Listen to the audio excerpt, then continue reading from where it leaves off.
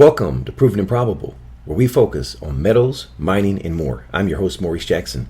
Our featured issuer is establishing itself to become one of the world's leading graphite producers. I'm speaking of DNI Metals, trading on the CSE symbol DNI and on the OTC symbol DMNKF.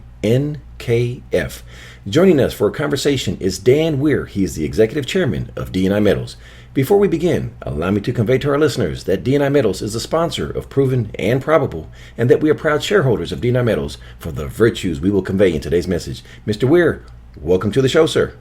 Thank you, Maurice.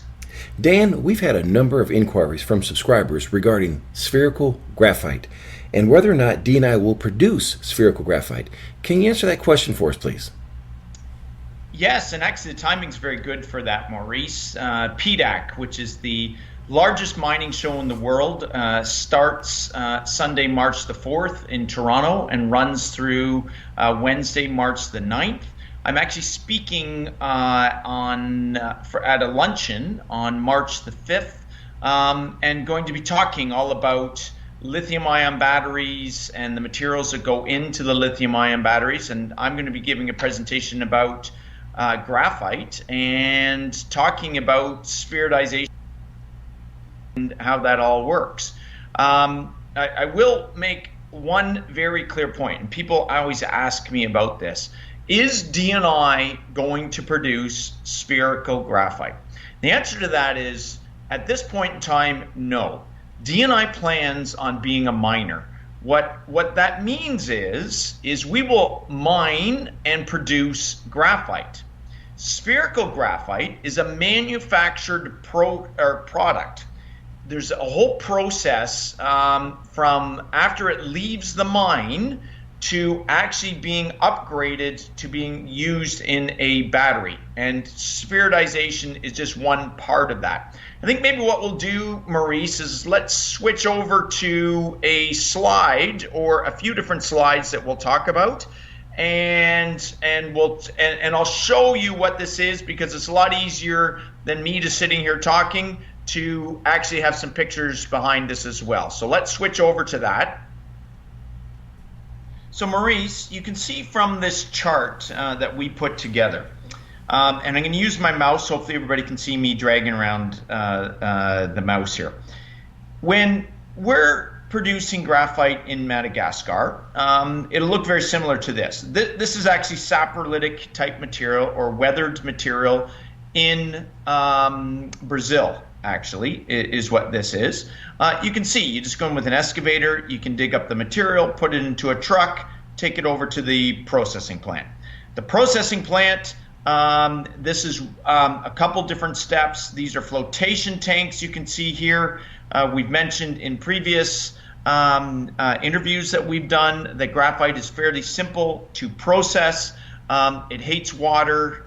It's a flotation process where you can skim it off the top. We're not going to get into all the details of that today because, again, we want to focus on the lithium-ion battery and talk about spheritized graphite. Okay, so in Madagascar, we'll mine, we'll process it, we'll put it in bags, we'll put it in containers and ship it around the world. Okay, so we'll do those first 4 steps in Madagascar. Okay, after that, graphite goes through another 4 steps before it actually goes down into a lithium-ion battery or into a Tesla car.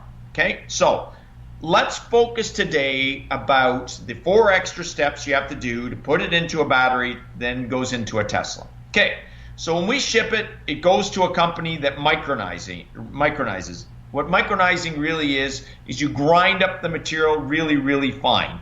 Material will sell, will be at a size of somewhere around minus 100 mesh or less. It'll be fine material.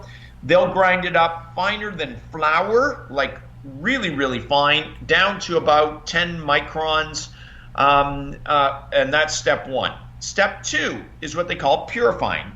At a mine and a processing plant, you can get the graphite up to around 97-98% carbon content. Normally, graphite is sold for most customers at around 95 to 98%. Again, depending on what you're using the graphite for, you may sell it at lower carbon contents. But again, let's focus on what it's going into, spheritization in the lithium-ion battery. So purification, what you're doing, you can purify graphite one of two ways. Oh, and sorry, you're taking it from the 95 to 98% up to 99+% that when you're going to use it in a lithium-ion battery. So purification can be done one of two ways. One, you can heat up the material really, really hot. Graphite has a very high melting temperature. It's one of the reasons why they use it in the steelmaking industry. It's used for all the crucibles and all the molds in the steelmaking industry because it has a much higher melting temperature than iron ore or other products. Great if you want to purify the graphite. You can heat up the material really hot, burn off all the material, and it purifies the graphite. That's one way. Second way to do it would be to use chemicals.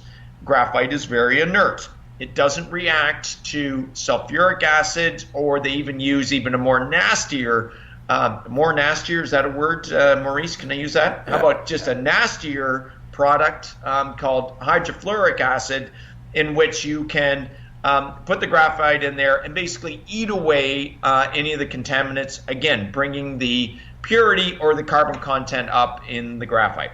After that is done, then it's put into a machine where they do the spheritization. Another word for spheritization is shaping the material.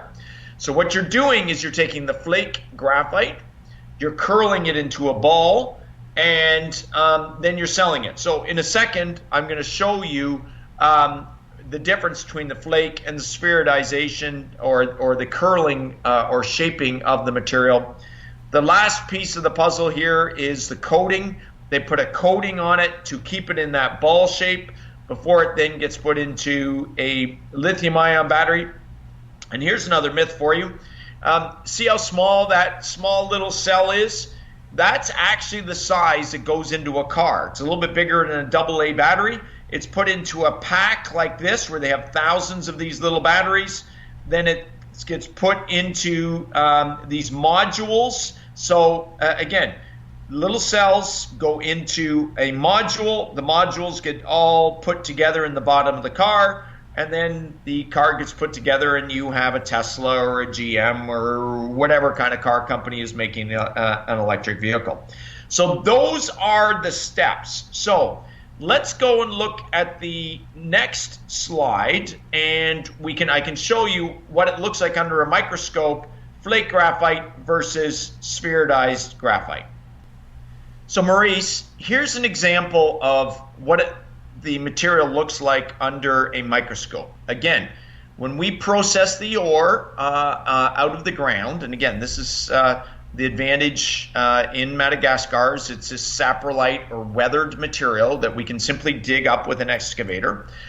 When we dig it out of the ground, it'll be somewhere between sort of 3 to 15%. Okay, that's sort of the amount of graphite material that we pull out. We run it through the processing plant, which you saw in the previous slide. We get this flake type material. We've now brought the purity of the material up to somewhere around 95, 98%. Okay. It gets sold. It leaves Madagascar at that point. Okay. Or any mine in the world, it's going to leave it at that point. It then gets shipped to the manufacturers who will, again, micronize, purify, shape, or spheritize it, coat it, and then put it into a car. Okay, so here's what it looks like. It goes from this flaky, flat type material into round little balls that they curl it into these balls. Okay, one thing that we should also talk about a little bit is the pricing on this. When we sell it out of Madagascar, we're selling it anywhere, again, depending on the size of the flakes that we're selling, can sell anywhere from sort of the $500 US a ton up to $2,000 a ton. Material that's used in a lithium-ion battery or gets shaped and spheritized and coated is material that is fine material. It's not a high-priced material. It's, in fact, what's really interesting is historically in Madagascar, the large flake material that you're going to use for other materials, not the battery industry, was sold, and the fine material was thrown in the tailings ponds.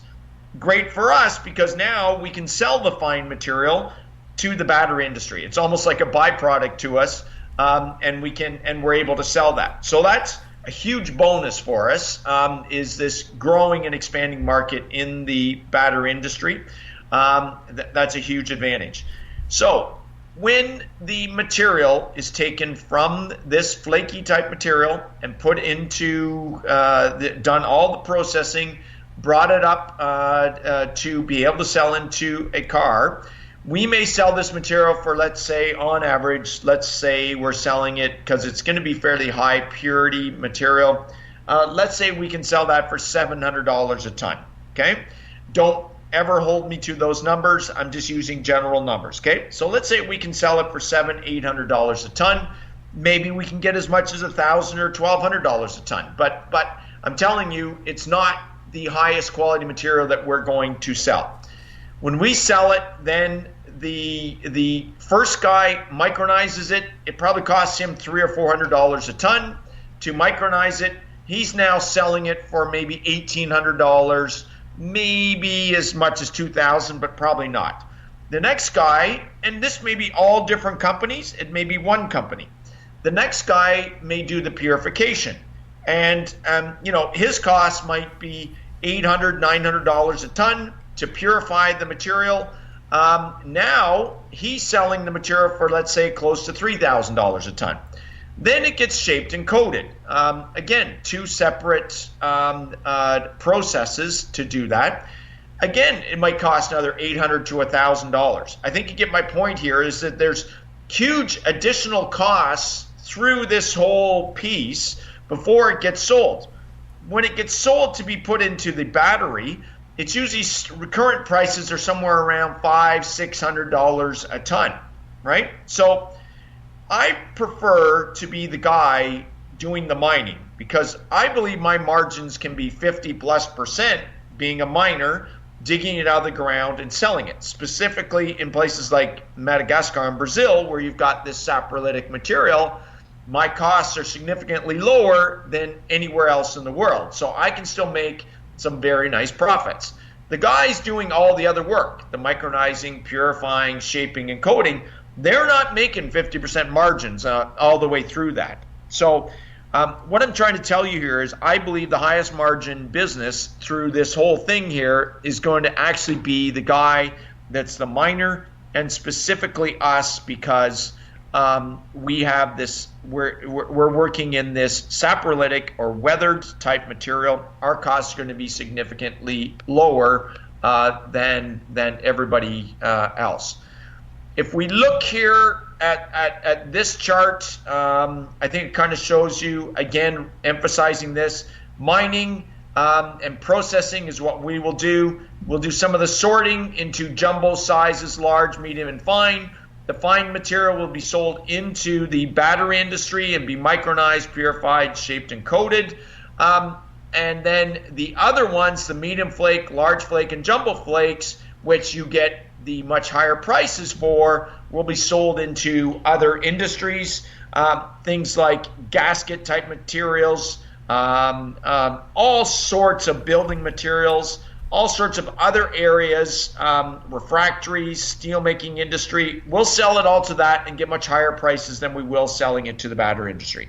So again, I want to emphasize that I'm excited about the battery industry, but in my view, I'm going to make a lot more money selling to other industries and not the battery industry. I'm also excited about the battery industry because what's happening is China traditionally was selling 60 to 70% of the world's graphite. A lot of their graphite is all going into the battery industry because China is leading the world in lithium battery manufacturing. And what's happening is all the other industries around the world now are scrambling to get material because they've been buying it from China for the last 20 years. They've jacked the prices up because supply and demand, as well as in a lot of cases they can't even get the materials. I believe we can infill, and specifically because we can be one of the lowest cost producers, have some of the highest quality products, and sell to the traditional industries, and potentially, not even sell to the battery industry. But I am excited a little bit about that as well, because we'll have this fine material where traditionally in Madagascar they threw into the tailings ponds, which I can recover, and now I've got a whole new market for it. So again, it's very exciting to see this all happen. But the initial question that you asked me, Maurice, will DNI do micronization, purification, shaping, and coating of graphite? We have no intention at this point in time of doing that. We will be a graphite miner making great margins, selling to the guys that are doing this, but more focused on selling to other industries, because we can sell this larger flake material and we can sell it at much higher prices. Dan, thank you for all that clarification. But that leads me to ask one further question. Why do we continue to hear graphite producers discussing spherical graphite and graphene? There's a number of reasons for that. I've mentioned it a few times in this interview so far and in previous interviews. The strategic advantage we have having material in the saprolitic rock or host rock. And really all that means is at one point in time, this was like hard, solid rock that through thousands of years, Mother Nature has basically ground it up for us or broken it up. It's a clay, sandy type material in which we can go in simply with an excavator, dig it up, and process it. The guys in North America, in a lot of cases, most of Africa, Australia, places like Germany, Sweden, all their graphite is in hard granite or hard rock. They have to go in and drill and blast the material. They've got to grind it up really, really fine. And there's big costs in doing that, huge costs, not only your operating costs, but your CapEx costs in producing graphite from that. If you cannot be an economical deposit, and what I mean is if you can't be economical working in this hard rock, you're going to start talking about doing upgrading. You're going to start talking about spheritization. You're going to start talking about graphene. You're going to start talking about all sorts of other things to distract people from the fact that it's not economical in most cases to produce from the hard rock type deposits. You've got to be in this saprolitic type material that is found in Madagascar and Brazil.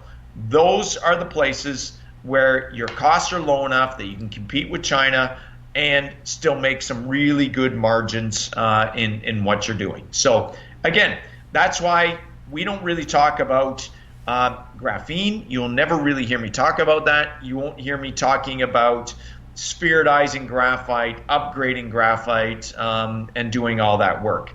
If the right opportunity came along and some group in Korea or India or even the United States wanted to partner with us to do that upgrading, you know what? We'll look at it and consider it. But quite frankly, that's a huge capital expense. I'd rather do an offtake agreement with those guys, supply them the material, and make more money that way. So again, that's just my 2 cents worth on that. All right. Well, Dan, on behalf of all of our listeners, thank you for your insights and expertise. If for someone listening today that wants to get more information regarding DNI metals, please share the contact details. Yeah, anybody can call me anytime. My cell phone. I'll be a little busy at PDAC this week, but normally just leave a message. I'll get back to you. 416-720-0754. That's 416-720-0754. Or email me is even better, danweir@dnimetals.com. That's danweir@dnimetals.com. Or please visit our website at www.dnimetals.com.